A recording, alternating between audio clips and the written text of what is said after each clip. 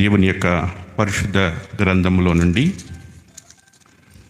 కొరింథీయులకు రాసిన మొదటి పత్రిక 1వ అధ్యాయము 18వ వచనాన్ని అందరం కలిసి చదువుకుందాం. సిలువను గుర్చిన వార్త నశించుచున్న వారికి వెర్రితనము గాని రక్షింపబడుచున్న మనకు దేవుని శక్తి అయ్యున్నది. సిలువను గుర్చిన వార్త నశించుచున్న వారికి వెర్రితనము, రక్షింపబడుచున్న మనకు దేవుని శక్తి. సిలువను గుర్చినటువంటి వార్త రెండు రకాలుగా మనుషులకు కనబడుతూ ఉన్నది. ఒక్కటే సిలువ, ఆ సిలువ మీద వేలాడుతున్నటువంటి ప్రభువు, సిలువలో మన కొరకు బలి అయిపోయినటువంటి ప్రభువు లోకానికి రెండు రకాలుగా కనబడుతూ ఉన్నారు. కొంతమందికేమో వెర్రితనముగా కనబడుతుంది, అనగా బుద్ధిహీనముగా కనబడుతుంటే మనకు, అనగా రక్షింపబడుతున్నటువంటి మనకు అందులో దేవుని శక్తి కనబడుతుంది. ఒకరికి బలహీనత కనబడుతుంటే మరొకరికి బలము కనబడుతుంది. ఒకరికి బుద్ధిహీనత కనబడితే మరొకరికి జ్ఞానము కనబడుతూ ఉంది. ఈరోజు ఆరాధించటానికి మనము ఆధారం చేసుకునేటువంటి భాగం ఏమిటి అంటే సిలువను గుర్చినటువంటి వార్త. ఎందుకని సిలువను గుర్చినటువంటి వార్త లోకానికి వెర్రితనముగా ఉంది? లోకానికి ఎందుకు బుద్ధిహీనముగా ఉన్నది? లోకులు ఎందుకని ప్రభువైన యేసుక్రీస్తు యొక్క త్యాగాన్ని వాళ్ళు గుర్తించలేకపోతున్నారు అనేటువంటి విషయాలను ఒక్కసారి మనము ఆలోచించి దేవుని పరిశుద్ధ గ్రంథము ద్వారా, ఆ లేఖముల ద్వారా మరి దేవుణ్ణి ఆరాధించడానికి మన హృదయాలను సిద్ధపరచుకుందాం. అయితే మనలో చాలామందికి సిలువను గుర్చినటువంటి మాట అంటే ప్రభువైన యేసుక్రీస్తు యొక్క సిలువ త్యాగమును గురించి ధ్యానిస్తూ ఉన్నప్పుడు చాలామందికి బోర్గా అనిపిస్తుంటుంది. కానీ వాస్తవం ఏమిటంటే సిలువ లేకపోతే మన జీవితానికి విలువ లేదు. మనకు విలువ తెచ్చిన సిలువను ధ్యానించటం మన జీవితానికి ఎప్పటికీ కూడా అది బోరుగా మాత్రం అనిపించకూడదు. ఒకవేళ అలా అనిపిస్తుంది అంటే మనము ఏ కోవలో ఉన్నటువంటి జనులుగా ఉంటామో అంటే నశించుచున్న వారికి సిలువ ఎలాగున్నదంటండి? వెర్రితనం. నశించుచున్నటువంటి జాతిలో ఉంటాం. కాబట్టి సిలువ ధ్యానము లేకుండా, సిలువ చెంతకు చేరకుండా, యేసుక్రీస్తుని మనం జ్ఞాపకం చేసుకొనకుండా మన జీవితమే లేదు. అందుకని ప్రతి ప్రభు దినమందు ఎక్కడికి మనం చేరతాం? బల్ల చుట్టూ చేరతాం. బల్ల చుట్టూ చేరినటువంటి మనము బల్లలో చేయి వేసే ముందు మనం ధ్యానించే లేఖన భాగం ఏమిటి? ఇది మీ కొరకు విరవబడిన నా శరీరం, మీరు మీ కొరకు కార్చిన నా నిబంధన రక్తం, నన్ను జ్ఞాపకము చేసుకొనుటకై ప్రభువైన యేసుక్రీస్తు మన కొరకు విరవబడ్డాడు, మన కొరకు ఆయన కల్వరి సిలువలో మరి రక్తాన్ని కార్చాడు అనేటువంటి విషయాన్ని మనము ప్రతి వారము కూడా జ్ఞాపకం చేసుకుంటూ ఉన్నాం. కాబట్టి సిలువను గుర్చినటువంటి వార్తే మనకు, మన జీవితానికి అది శక్తి అయి ఉన్నది. అయితే లోకానికి ఎందుకు వెర్రితనముగా ఉన్నది? లోకంలో ఉన్నటువంటి వారు సిలువలో దేవుని శక్తిని ఎందుకు చూడలేకపోతున్నారు అనేటువంటి విషయాన్ని ఒక్కసారి మనం ఆలోచించి మరి ఆ సిలువ కార్యము ద్వారా మనకు చేసినటువంటి దానిని క్లుప్తంగా ధ్యానం చేసుకొని మరి దేవుణ్ణి ఆరాధించడానికి ముందుకు వెళదాం. మరి ఈ యొక్క నూతన నిబంధనలో మరి ప్రభువైనటువంటి యేసుక్రీస్తు తర్వాత ఎక్కువగా వినబడినటువంటి పేరు ఏదైనా ఉన్నది అంటే అది అపోస్తుడైన పౌలు మరి ఈ యొక్క నూతన నిబంధనలో అనేకమైన పత్రికలు రాశాడు. దాదాపుగా 14 పత్రికలను ఆయన రాయటం జరిగింది. 14 పత్రికలలో కూడా ఏ పత్రికలో కూడా సిలువను గుర్చినటువంటి వార్త చెప్పకుండా ఆయన ముగించలేదు. ఎందుకంటే ఆయన ఉద్దేశం ఏమిటి అంటే మేము సిలువ వేయబడిన క్రీస్తును తప్ప మరొక దానిని మేము ప్రకటించడానికి పంపబడలా. సిలువ వ్యర్థము కాకుండా ఉండటానికి, సిలువ కార్యము ద్వారా జరిగినటువంటి గొప్ప మరి మేలును గురించి, ఆశీర్వాదమును గురించి, దేవుడు చేసినటువంటి కార్యమును గురించి తప్ప మరొక దాన్ని మేము ప్రకటించడానికి మేము పంపబడలేదు. కాబట్టి ఆయన పత్రికలో సిలువను గుర్చినటువంటి విషయం లేకుండా, ప్రభువైన యేసుక్రీస్తు యొక్క త్యాగము లేకుండా ఏ పత్రిక కూడా ముగించబడలేదండి. ఆయన మాత్రమే కాదు, అపోస్తులందరూ కూడా ప్రకటించింది అదే. సువార్తలు 4 సువార్తల్లో సిలువను గుర్చినటువంటి వార్త లేకుండా అది ముగింపబడలేదు. కాబట్టి సిలువ ధ్యానం అనేటువంటిది మన జీవితానికి చాలా చాలా ప్రాముఖ్యమైనది. సిలువ ద్వారానే ఈరోజు మన జీవితానికి విలువ వచ్చింది. కాబట్టి ఆ సిలువను గురించినటువంటి కొన్ని విషయాలను మరొకసారి మనం ధ్యానం చేయడానికి ప్రయత్నం చేద్దాం. మరి లోకంలో ఉన్నటువంటి వారికి సిలువ ఎందుకు వెర్రితనముగా కనబడుతుంది అనేటువంటి విషయాన్ని మనం ఆలోచించాలి. అంటే మొట్టమొదటిగా అపోస్తులు ప్రభువైన యేసుక్రీస్తుని గురించి లోకానికి ఏమని ప్రకటించారు, యేసుక్రీస్తును లోకానికి ఎలా ప్రచురం చేశారో, ఎలా పరిచయం చేశారో అనేటువంటి విషయాన్ని ఒక్కసారి మనం జ్ఞాపకం చేసుకుని, మరి ఎందుకు అది వెర్రితనముగా ఉన్నది, మనకు ఎందుకు దేవుని శక్తిగా ఉన్నది అనేటువంటి విషయాన్ని ఆధారం చేసుకొని దేవుణ్ణి ఆరాధన చేద్దాం. అపోస్తుల కార్యములు 4వ అధ్యాయము 12వ వచనాన్ని మనం చూసినట్లయితే, అపోస్తుల కార్యములు 4వ అధ్యాయము 12వ వచనాన్ని మనం చూసినట్లయితే, మరి ఎవరి వలనను రక్షణ కలగదు, ఈ నామముననే మనము రక్షణ పొందవలెను గాని ఆకాశము క్రింద మనుషులలో ఇయ్యబడిన మరి ఏ నామమున రక్షణ పొందలేం. రక్షణ ఏ నామంలో కలుగుతుంది? ప్రభువైన యేసుక్రీస్తు నామంలోనే. ఈ నామమునే రక్షణ.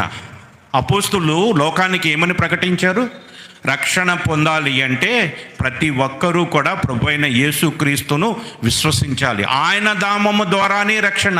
అందుకనే మరి ఫిలిప్పీలకు రాసినటువంటి పత్రికలో పౌలు ఏమని వారికి తెలియచేస్తూ వచ్చారు అంటే, యేసుక్రీస్తుని ఏమని వారికి పరిచయం చేస్తూ వచ్చారు అంటే, ఫిలిప్పీలకు రాసినటువంటి పత్రిక 2వ అధ్యాయము 9-10 వచనాలలో మనం చూసినట్లయితే, అందుచేత పరలోకమందున్న వారిలో కానీ, భూమి మీద ఉన్న వారిలో కానీ, భూమి క్రింద ఉన్న వారిలో కానీ ప్రతి వాని మోకాలు యేసునామమున వంగునట్లును, ప్రతి వాని నాలుకయు తండ్రి అయిన దేవుని మహిమార్థమై యేసుక్రీస్తు ప్రభువని ఒప్పుకొనున్నట్లు దేవుడు ఆయనను అత్యధికముగా హెచ్చించి ప్రతి నామమునకు పైనామము, యేసుక్రీస్తు యొక్క నామము అన్ని నామముల కంటే పైనామము.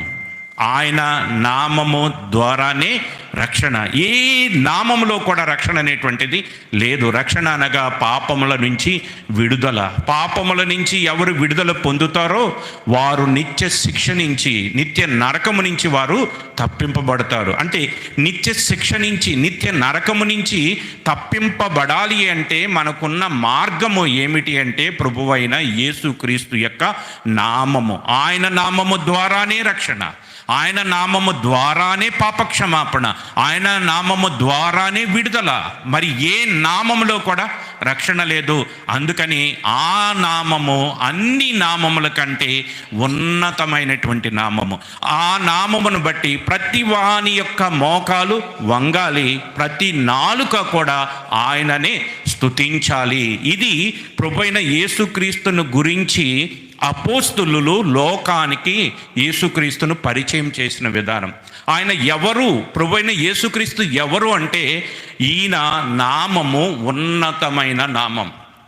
ఎంత ఉన్నతమైనటువంటి నామము అంటే, పరలోకములో ఉన్నటువంటి దేవాది దేవుడు తప్ప మిగిలినటువంటి వారందరూ కూడా, పరలోకంలో ఉన్న వారే కానీ, భూమి మీద ఉన్న వారే కానీ, భూమి క్రింద ఉన్న వారే కానీ, ప్రతి వాని యొక్క మోకాలు ఎవరి ముందు వంగాలి? ప్రభువైన యేసుక్రీస్తు నామం ముందు వంగాలి. ఎందుకంటే ఆయన అంతటి ఉన్నతమైనటువంటి వాడు, అంతటి ఉన్నతమైన నామం కలిగినటువంటి వాడు.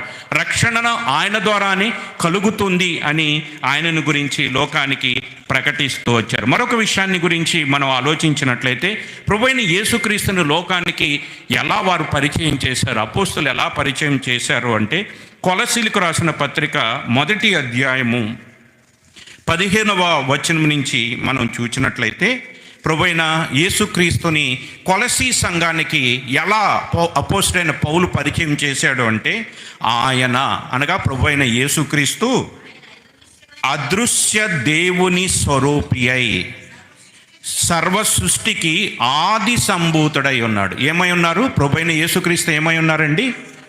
అదృష్ట దేవుని స్వరూపి. దేవుడు ఎవరు అంటే ఆయన ఆత్మ ఉన్నవాడు. ఆత్మకు ఒక రూపం ఉండదు కనుక ఆత్మను మన కన్నులతో చూడలేము. అలా చూడలేని దేవుని యొక్క రూపం ఏదైనా ఉన్నది అంటే అది ప్రభువైన యేసుక్రీస్తు. అందుకని ఆయన అదృశ్య దేవుని స్వరూపి అయి సర్వ సృష్టికి ఆది సంభూతుడై ఉన్నాడు అని ఆయన యొక్క గొప్పతనాన్ని గురించి ఆ యొక్క కొలసీ సంఘానికి మరి తెలియచేస్తూ ఏమంటున్నారు అంటే 16వ వచనంలో, ఆకాశమందున్నవి భూమి అందున్నవి దృశ్యమైనవి కానీ అదృశ్యమైనవి కానీ అవి సింహాసనములైనను ప్రభుత్వములైనను ప్రధానులైనను అధికారములైనను సర్వమును ఆయన యందు సృజించబడెను, సర్వమును ఆయన ద్వారాను ఆయన బట్టి సృజించబడెను.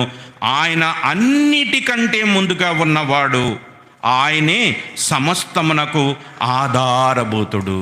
సువార్తలో యోహాను భక్తుడు ఏమని తెలియచేస్తాడంటే, సమస్తము ఆయన ద్వారాను ఆయన మూలంగానే కలిగింది, ఆయన లేకుండా ఏది కలగలేదు. అన్నిటికంటే ముందుగా ఉన్నవాడు, అన్నిటినీ సృజించినటువంటి వాడు, అన్నిటికీ ఆధారభూతుడు. అంటే ఈ యొక్క లేఖన భాగముల ద్వారా యేసుక్రీస్తుని ఏమని వారికి పరిచయం చేశారు అంటే, ఆయన సృష్టికర్త అయినటువంటి వాడు.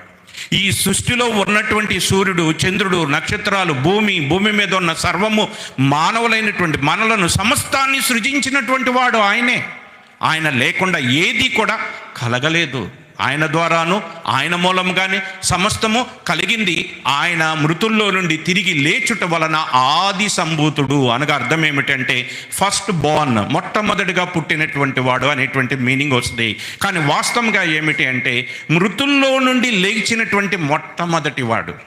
మిగిలినటువంటి చాలామంది ఉన్నారు మృతుల్లో నుండి లేచినటువంటి వారు, కానీ వాళ్ళందరూ తర్వాత ఏమయ్యారు? చనిపోయారు. కానీ మృతుల్లో నుండి తిరిగి లేచి ఇప్పటి వరకు కూడా మరణము కాకుండా సజీవుడిగా ఉన్నటువంటి వాడు ఆయన అని ఆయన గురించి లోకానికి వారు ప్రచురం చేస్తూ వచ్చారు. మొట్టమొదటిగా ఆయన నామము ద్వారానే రక్షణ, రెండవదిగా ఆయన నామము ఉన్నతమైన నామము, అన్ని నామముల కంటే పైనామము, ప్రతి మోకాలు ఆయన నామమును బట్టి వంగాలి, అంతటి ఉన్నతమైనటువంటి వాడు అని యేసుక్రీస్తుని లోకానికి పరిచయం చేస్తూ వచ్చారు. మూడవదిగా ఆయన సృష్టికర్త అయినటువంటి వాడు, అన్నిటికంటే ముందుగా ఉన్నటువంటి వాడు అనేటువంటి విషయాన్ని మరి ఆనాడు అపోస్తులు ప్రకటిస్తూ వచ్చారు.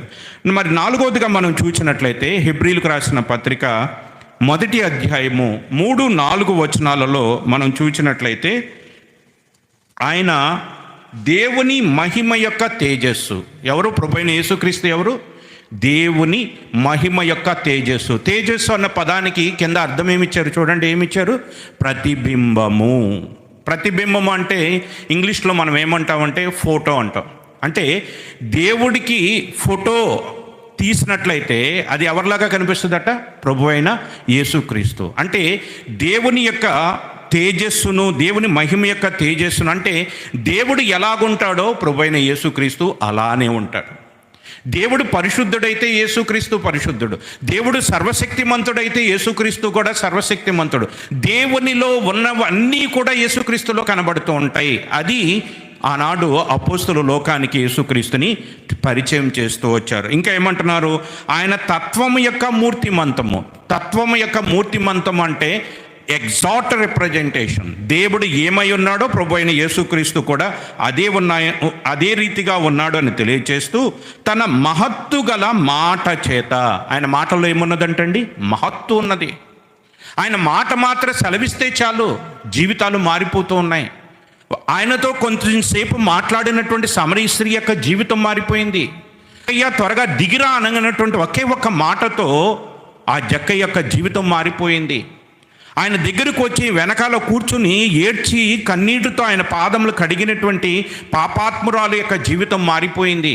ఆయన మాట మహత్తు కలిగినటువంటిది. ఆయన మాట మాత్రం సెలవిస్తే చాలు 3 రోజులు మురిగిపోయిన లాజరు ప్రేత వస్త్రములతో తిరిగి వస్తున్నాడు. ఆయన మాట మాత్రం సెలవిస్తే చాలు సృష్టి అంతా కూడా ఆయనకి లోబడుతుంది. ఆయన మాట మాత్రం సెలవిస్తే చాలు దెయ్యాలు పారిపోతున్నాయి. ఆయన మాట మాత్రం సెలవిస్తే చాలు రోగులు స్వస్థపడుతూ ఉన్నారు. ఆయన మాటలో మహత్తు ఉన్నది. ఆ మహత్తు కలిగినటువంటి మాట కలిగినటువంటి వాడు. ఆయన మాటల ఎంతోమందిని ఆకర్షించాడు. ఎంతోమంది సాతాను యొక్క అంధకారంలో నుంచి విడిపించాడు. లేదు, పాపము చేసిన మనల్ని సిలువ వేయలేదు. ఎవరిని సిలువ వేశారు? ఆయన వేసుకున్నాడు సిలువ. ఇదేంటి? ఆయన సర్వాధికారి అన్నారు కదా, ఆయన సర్వమును సృజించిన వాడు అన్నారు కదా, అన్ని నామముల కంటే పైనామం అన్నారు కదా, ఆయన మహాదేవుడు అయి ఉన్నాడు అన్నారు కదా. ఈయనేంటి? అంతటి శక్తిమంతుడు, అంతటి బలవంతుడు, ఆయన సర్వాధికారి అయినటువంటి దేవుడైనప్పుడు ఆయన సాతానును తీసుకువెళ్ళి సిలువకు అప్పగించాల్సింది పోయి, పాపము చేసే సాతానుకి దేవుడు శిక్ష విధించాల్సింది పోయి, ఆ శిక్ష తన మీద వేసుకుని సిలువెక్కాడేంటి? ఇది లోకానికి నచ్చట్లేదు. ఈరోజు కూడా లోకంలో ఉన్నటువంటి వారు అదే అంటున్నారు. తన్ను తాను రక్షించుకోలేని వాడు, తన చేతుల్లో ఉన్నటువంటి 3 మేకులను తీసుకోవడం చేతకానటువంటి వాడు మనముల్ని రక్షిస్తాడు. దేవుడు అంటే ఎలాగుండాలి? దేవుడిని చూస్తే సాతాను పారిపోవాలి. ఈయనేంటి? ఆ పాపమును తన మీద వేసుకుని ఆ సిలువకి ఎక్కి తండ్రి తండ్రి అని ఎందుకు కేకలు వేస్తున్నాడు? నన్నెందుకు చేయి విడిచావని కేకలు వేస్తున్నాడు. ఇది లోకానికి నచ్చట్లేదు. అందుకని లోకానికి సిలువ ఎలా కనబడుతోంది? వెర్రితనముగా కనబడుతోంది. తన్ను తాను రక్షించుకోలేని వాడు మనల్ని ఏం రక్షిస్తాడు? కానీ ఆ సిలువలో మనకేం కనబడుతుంది? ఆ సిలువలో ఏం కనబడుతుందండి? దేవుని యొక్క ప్రేమ మనకు కనబడుతుంది. ఎంతగా దేవుడు మనల్ని ప్రేమించాడు అంటే ఇదిగో సిలువ వైపు చేశాడు. అంతవరకు కూడా ఆ పాపము చేసినటువంటి మనము, అపరాధముల చేత పాపముల చేత చచ్చినటువంటి మనము, సిలువలో వేలాడదీయబడవలసినటువంటి మనము, మన బదులు ఆయన మరణించి మనలను ఎంతగా ప్రేమిస్తున్నాడో ఆ ప్రేమను సిలువ ద్వారా మనకి చూపిస్తూ ఉన్నాడు. ఇందాక మనం చదువుకున్న రోమీలకు రాసిన పత్రిక 5వ అధ్యాయంలో 7వ వచనంలో మనం చదువుకున్నటువంటి మాట అదే. ఏమని చదువుకున్నాం చూడండి. రోమీలకు రాసిన పత్రిక 5వ అధ్యాయము 7వ వచనం, నీతిమంతుని కొరకు సహితము ఒకడు చనిపోవుట అరదు, మంచివాని కొరకు ఎవడైనను ఒకవేళ చనిపోవ తెగింపవచ్చును. అయితే దేవుడు మన ఎడల తన ప్రేమను వెల్లడిపరుచుచున్నాడు. ఎట్లనగా మనం ఇంకను పాపులమై ఉండగా తన ప్రేమను వెల్లడిపరుచుచున్నాడు. శిలువ కార్యము ఏమి తెలియజేస్తుందో మనకి? దేవుని ప్రేమ, ఎంతగా మనల్ని ప్రేమించాడు. దేవుడు లోకమును ఎంతో ప్రేమించను. ఎంత ప్రేమించాడు? తన ప్రియ కుమారుడు దేవుడికి ఎటువంటి వాడో తెలుసా? తన ప్రాణప్రియుడు. దేవుడు తన ప్రాణాన్ని మనకిచ్చాడు. అందుకనే దేవుడు తన స్వరక్తం ఇచ్చి కొన్న సంఘము అంటారు. మన గురించి దేవుడు ఏమని సాక్ష్యం ఇస్తున్నాడో తెలుసా? కొరింథీయులకు రాసినటువంటి మొదటి పత్రిక 6వ అధ్యాయము 20వ వచనాన్ని మనం ఒకసారి చూసినట్లయితే, ఎవరు మనం? విలువ. ఒకప్పుడు ఎలాగున్నాం మనం? అసహ్యులుగా ఉన్నాం, నీచులుగా ఉన్నాం, తృణీకరింపబడిన వారంగానే ఉన్నాం, ఎన్నిక లేనటువంటి వారంగానే ఉన్నాం, వెర్రివారుగానే ఉన్నాం. కానీ ఇప్పుడు ఎలాగయ్యాం దేవుని దృష్టిలో? విలువ. ఏమిటా విలువ? సిలువ. మనకి దేవుడిచ్చినటువంటి విలువ ఏమిటి? సిలువ. సిలువ ద్వారానే ఈరోజు మనకి విలువ. ఆ సిలువ త్యాగము, సిలువను జ్ఞాపకం చేసుకోనకుండా, సిలువ కార్యము లేకుండా మన జీవితానికి విలువ లేదు. ఆ సిలువ ద్వారానే దేవునితో మనం ఏమయ్యాం? సమాధానపడ్డాం. రోమాపత్రికలో అపోస్తలుడైన పౌలు ఏమని చెప్తున్నారు? నీతిమంతుడు లేడు, ఒక్కడును కూడా లేడు. కానీ మనం ఎలా నీతిమంతులుగా అయ్యాం? ఆయన నీతిని మనకు ఆరోపించాడు. రోమాపత్రిక ద్వారా తెలియచేసేటువంటి మాట ఏమిటంటే, మనం ఎవ్వరము కూడా నీతిమంతులము కాదు, అందరము పాపము చేసి దేవుడు అనుగ్రహించే మహిమను పొందలేకపోతున్నాం. ఆయన నీతిమంతుడు. ఆయన నీతిగా లోకంలో జీవించాడు. 33.5 సంవత్సరములు పాపము అనేటువంటిది ఏమాత్రము తన అంటకుండా దోషమైనటువంటి గొర్రెపిల్లగా జీవించి తన విలువైనటువంటి రక్తము, అపోస్తలుడైన పేతురు అంటాడు, అమూల్యమైనటువంటి రక్తము అంటాడు. ఏ రక్తం అండి? అమూల్యము, మూల్యం చెల్లించలేనటువంటి రక్తం. ఆ రక్తంతో మనల్ని కొన్నాడు. అందుకనే మనము దేవుని దృష్టిలో విలువ పెట్టి కొనబడిన వారం. ఏ విలువ పెట్టాడు? అమూల్యమైనటువంటి రక్తము. ఆ అమూల్యమైనటువంటి రక్తముతో మనల్ని కొన్నటువంటి సిలువ మనకి ఎలాగుంది? దేవుని శక్తిగా ఉంది. ఆయనే కానీ రక్తం చిందించకపోతే, ఆయనే ఆ రక్తాన్ని మొత్తాన్ని కార్చి ఆ రక్తము చేత మనల్ని కొనకపోతే మనం ఎక్కడుండేవాళ్ళం చెప్పండి? ఎక్కడుండేవాళ్ళం? కాబట్టి సిలువ అనేటువంటిది మన జీవితాలకి అన్నిటికీ కూడా అది ఒక బోర్ సబ్జెక్టుగా మాత్రం ఉండకూడదు. ఎన్నిసార్లు ధ్యానించినా సిలువ అనేటువంటిది మనకి ఎలా కనబడాలి? శక్తిగానే కనబడాలి, దేవుని శక్తిగానే కనబడాలి. సిలువ ద్వారానే దేవునితో సమాధాన పడ్డాం, సిలువ ద్వారానే మనము నీతిమంతులుగా తీర్చబడ్డాం, సిలువ ద్వారానే జీవాన్ని పొందాం, సిలువ ద్వారానే సమాధానాన్ని పొందాం. ఆ సిలువ ద్వారానే రేపొద్దున పరలోకానికి మనం చేరగలుగుతాం. సిలువ వేయబడిన యేసుక్రీస్తుని మేము ప్రకటించుచున్నాం. సిలువ లేకుండా మన ఆరాధన వ్యర్థం.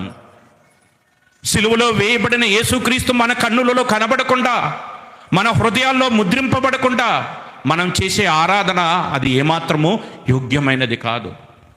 ఎప్పుడు మనం ఆరాధించినా, సంఘములో కూడి ఆరాధించినా, వ్యక్తిగతంగా మనం ఆరాధించినా, మన ఆరాధనలో మొట్టమొదటిగా మనం జ్ఞాపకం చేసుకునవలసినటువంటిది ఆ సిలువ కార్యాన్ని. అపోస్తలులు సిలువకు దూరంగా వెళ్ళి ఎక్కడ సువార్త ప్రకటించలేదు. సిలువ చుట్టూనే, సిలువనే హైలైట్ చేస్తూ, సిలువలో వేలాడినటువంటి యేసుక్రీస్తును చూపిస్తూ, ఆయన మన కొరకు చనిపోయిను, మన కొరకు పాతి పెట్టబడను, ఆయన మరణాన్ని జయించి తిరిగి లేచెను. కానీ లోకానికి గిట్టంది, లోకానికి నచ్చంది ఏమిటి అంటే సిలువ అనేటువంటిది లోకానికి నచ్చదు. సిలువ అనేటువంటిది లోకానికి ఏమాత్రము కూడా ఇష్టంగా ఉండదు. కానీ ఆ సిలువలో మనకేమున్నది? దేవుని శక్తి ఉన్నది. ఆ సిలువ కార్యాన్ని జ్ఞాపకం చేసుకొని ఆరాధించే ఆరాధికులుగా ఉన్నటువంటి మన హృదయాలతో మన మనోనేత్రములు వెలిగింపబడిన వారమై మనం ఆరాధన చేస్తున్నప్పుడు సిలువ వేయబడినట్లుగా యేసుక్రీస్తు మన కన్నుల ఎదుట ప్రదర్శింపబడాలి. మన కన్నుల్లోకి, మన హృదయంలోకి, మన తలంపుల్లోనికి ఆ సిలువ కార్యం రావాలి. ఆ సిలువను చూస్తూ నా కొరకు బలి అయిన ప్రభువైన యేసు, ఆ సిలువలో ఆయన బలి అయ్యాడు కాబట్టే ఈరోజు ఈ రీతిగా నేను నిన్ను ఆరాధించగలుగుతున్నాను. ఆయన సిలువకు అప్పగింపబడిన రాత్రి మొదలుకొని సిలువ వేసిన సమయము వరకు కూడా ఆయన మాట్లాడింది లేదండి. ఎక్కడ ఆయన నోరు తెరిచి మాట్లాడు అంటే సిలువలోకి వెక్కిన తర్వాత అక్కడ ఉన్నటువంటి వారందరూ ఆయన దూషిస్తున్నప్పుడు ఆయన అన్నటువంటి మొట్టమొదటి మాట ఏమిటి? తండ్రి, వీరేం చేయుచున్నారో వీరికి తెలియదు. రెండవది ఏమంటున్నారు ఆయన? నీవు నాతో కూడా పరదేశులో. అప్పుడే ఆయన ఆఖరి క్షణాల్లో, ఇంకా 5-10 నిమిషాలలో ఆయన చనిపోతున్నాడు అనగా అప్పుడు మాత్రమే నోరు తెరిచి మాట్లాడుతూ వచ్చాడు. అప్పటి వరకు కూడా ఆయన ఎలాగున్నాడు? మౌనంగా ఉన్నాడు. ఆయన మీద ఎన్నో నేరాలు మోపారు, ఎన్నో రీతులుగా అవమానించారు. మీరు సువార్తల్లో చదివితే మొట్టమొదటిగా ఆయన బంధించిన తర్వాత అక్కడ ఉన్నటువంటి ప్రధాన యాజకులు, శిష్యులు ఆయన మీద ఉమ్ము వేశారు అని రాయబడి ఉన్నది. తర్వాత పిలాతు దగ్గర తీసుకువెళితే పిలాతు దగ్గర నిలవబెట్టిన తర్వాత ఆయన అంగీ కోసం చీట్లు వేసి ఆయన మీద ఉమ్మి వేసిరి అని రాయబడి ఉన్నది. 2 సార్లు ఆయన మీద ఉమ్మి వేయబడింది. ఆయన మౌనంగా ఉన్నాడు. ఎందుకు మౌనంగా ఉన్నాడో తెలుసా? ఆయన మౌనమే ఈరోజు మనం నోరు తెరవటానికి కారణమైంది. కాబట్టి సిలువను గురించినటువంటి వార్త లోకానికి వెర్రితనము అయితే, ఆ సిలువ ఈరోజు మనకు దేవుని శక్తి అయి ఉన్నది. మనకు ఆత్మీయంగా శక్తినిచ్చి, ఆత్మీయంగా మన నీతిమంతులుగా చేసి, ఆత్మీయంగా మన సజీవులుగా చేసి, ఆత్మీయంగా దేవుని దగ్గరికి వెళ్ళటానికి సిలువే మనకు మార్గమై ఉన్నది. కాబట్టి ఈ సిలువ లేకుండా మన జీవితానికి ఏమి లేదు, విలువ లేదు. మనకు విలువ తెచ్చిన ఆ సిలువ కార్యాన్ని మనం ఎలా మర్చిపోగలుగుతాం? ఆ సిలువను బట్టి, సిలువలో ప్రభు చేసిన కార్యాన్ని బట్టి దేవుణ్ణి ఆరాధించకుండా మనము ఉండలేము. నేను ఎక్కడికి వెళ్ళినా, ఏ ప్రదేశంలో సువార్త ప్రకటించినా, ఈ యొక్క ఆరాధన వర్తమానము అనగానే నా దృష్టికి దేవుడు తీసుకొచ్చేటువంటిది ఏమిటి అంటే సిలువ కార్యం. ఎన్ని చెప్పు, ఏమి చెప్పు, చివరికి సిలువ దగ్గరకు వస్తేనే అది సంపూర్ణమైనటువంటి ఆరాధనగా మిగిలిపోతుంది. సిలువ లేకుండా మన జీవితానికి విలువ లేదు. అందుకనే దేవుడు మనల్ని గుర్చిస్తున్న సాక్ష్యము, మీరు విలువ పెట్టి కొనబడిన వారు, రాజులైన యాజక సమూహము, దేవుని సొత్తైనటువంటి ప్రజలుగా దేవుడు మనల్ని ఏర్పాటు చేసుకున్నాడు. ఇలా దేవుని ఏర్పాటులోనికి మనం రావటానికి కారణం ఏమిటి అంటే ఆ యొక్క సిలువ కార్యం.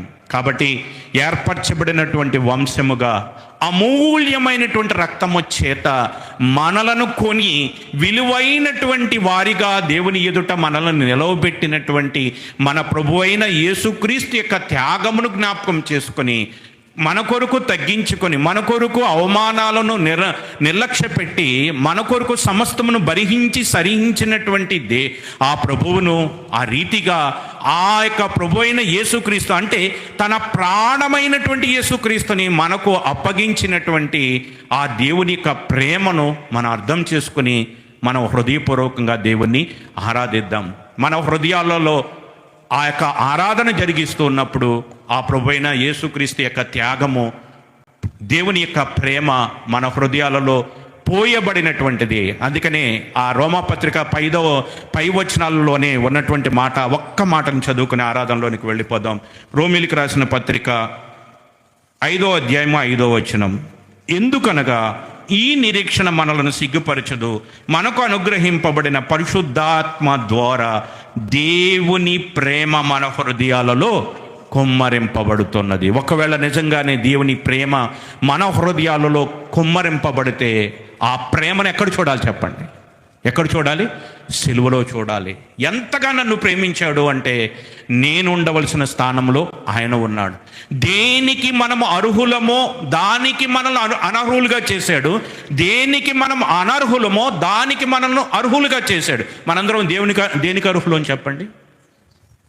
దేనికి అర్హులం మనందరం? నిత్య నరకానికి అర్హులం.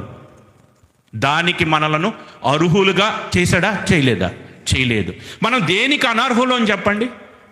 పరలోకానికి వెళ్తాం మనం అనర్హులం, యోగ్యులము కాదు. ఇశ్రాయేలీల కన్నా అబ్రహామును బట్టే అవకాశం ఉందేమో, మనకైతే అది కూడా లేదు. పూర్వమందు మనం ఎలాగొన్నామంట?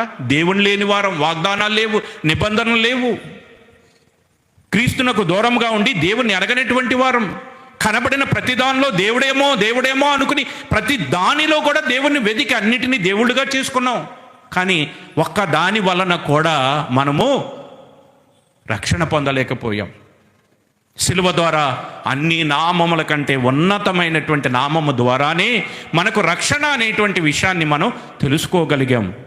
కాబట్టి ఆ రీతిగా ఉన్నటువంటి మనము ఆ రీతిగా మరి ఈరోజు ఈ రీతిగా దేవుణ్ణి ఆరాధించగలుగుతున్నామంటే దానికి కారణము సిలువలో దేవుడు మన పట్ల చూపినటువంటి ప్రేమ.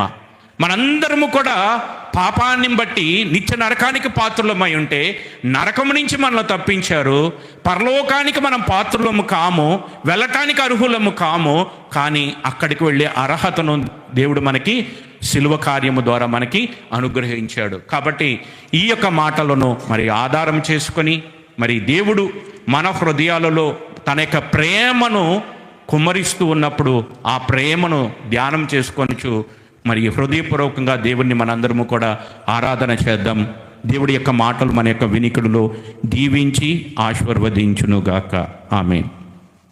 ప్రేమ నమ్మకం కలిగిన మా ప్రియమైన పరలోకపు తండ్రి, పరిశుద్ధుడైన దేవ, మహోన్నతుడ, మహాగణుడ, నీ ప్రియకుమారుడు మా రక్షకుడునైన యేసుక్రీస్తు వారి శ్రేష్టమైనటువంటి అమూల్యమైనటువంటి రక్తము ద్వారా మమ్మల్ని జ్ఞాపకం చేసుకున్నందుకు నీకు వందనాలు, స్తోత్రాలు. ఈ ప్రభు దినమందు మీరు మాకు ఇచ్చిన ఈ శ్రేష్టమైన సమయానికి వందనాలు. ఈ రీతిగా ఆరాధించడానికి మీరు ఇచ్చిన లేఖన భాగాలను బట్టి నీకు వందనాలు. సిలువను వచ్చినటువంటి వార్త మా జీవితాల్లో ఒకప్పుడు వెర్రితనముగా ఉన్నది, కానీ మా మనోనేత్రములను వెలిగించి సిలువ కార్యము ద్వారా సిలువ రక్తమును మా హృదయాల్లో ప్రోక్షించి అది మాకు దేవుని శక్తి అయి ఉన్నదని మాకు బయలుపరిచిన మీ ఉన్నతమైనటువంటి ఉద్దేశాన్ని బట్టి నీకు వందనాలు, స్తోత్రాలు చెల్లిస్తూ ఉన్నాం. సిలువ ద్వారా మా జీవితానికి మీరు ఇచ్చిన విలువను బట్టి నీకు వందనాలు.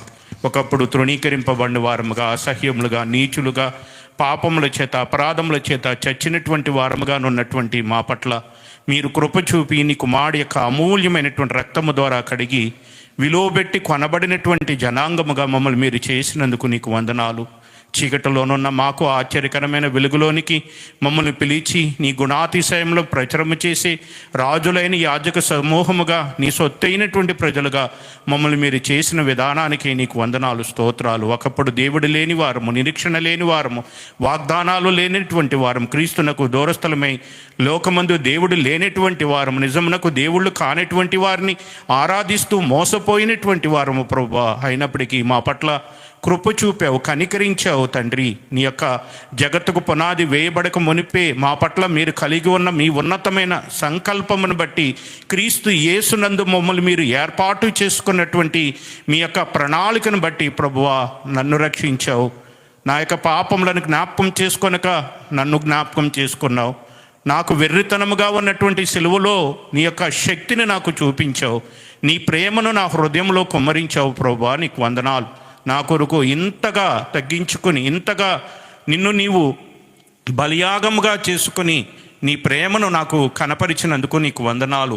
నీ కుమారుడు సర్వమును సృజించినటువంటి వాడు, సర్వ సృష్టికర్త అయినటువంటి వాడు, సర్వము కంటే ముందుగా ఉన్నవాడు, మహత్తు కలిగిన మాట కలిగినటువంటి వాడు, దేవదూతల కంటే గొప్పమైనటువంటి వాడు, పరలోకమందును భూమి మీదను భూమి కింద ఉన్న సమస్తము కూడా ఆరాధించుటకు, ఆరాధికులకు అన్నిటికీ కూడా అర్హుడైనటువంటి నీ కుమారుడు మా కొరకు దరిద్రుడయ్యాడు, మా కొరకు వ్యాధిని అనుభవించిన వాడయ్యాడు, నా కొరకు కల్వరి సిలువలో నలగగొట్టబడ్డాడు, తన రక్తాన్ని నా కొరకు చిందించాడు, తను నా కొరకు అవమానమును భరించాడు, అవమానమును నిర్లక్ష్యపరిచాడు, సమస్తమును సహించి భరించి వదకు సిద్ధమైన గొర్రెవలే నా కొరకు బలి అయ్యాడు.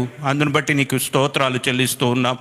నీవు లోకమును ఎంతో ప్రేమించానన్నావు. ఎంత ప్రేమించావంటే నీ కుమారుడి యొక్క సిలువను మాకు రుజువుగా చూపిస్తూ తండ్రి, ఇంత గొప్ప ప్రేమను అమూల్యమైనటువంటి రక్తము చేత మమ్మల్ని కొని ఇంతగా నేను మిమ్మల్ని ప్రేమిస్తున్నానని నీ ప్రేమను మరొక్కసారి మాకు వెల్లడిపరిచి మా యొక్క హృదయంలో నీ ప్రేమను మీరు కుమ్మరించినందుకు, నీ పరిశుద్ధాత్మ ద్వారా నీ సిలువ కార్యాన్ని నా ఎదుట ప్రత్యక్షపరిచి నీవు నాకు చేసినటువంటి మేలును మరొక్కసారి జ్ఞాపకం చేస్తూ, పాపినైనా నా పట్ల నీకున్న ఉన్నతమైనటువంటి ఏర్పాటును గుర్తు చేసినందుకు ప్రభువా నీకు స్తోత్రాలు, నీకు వందనాలు.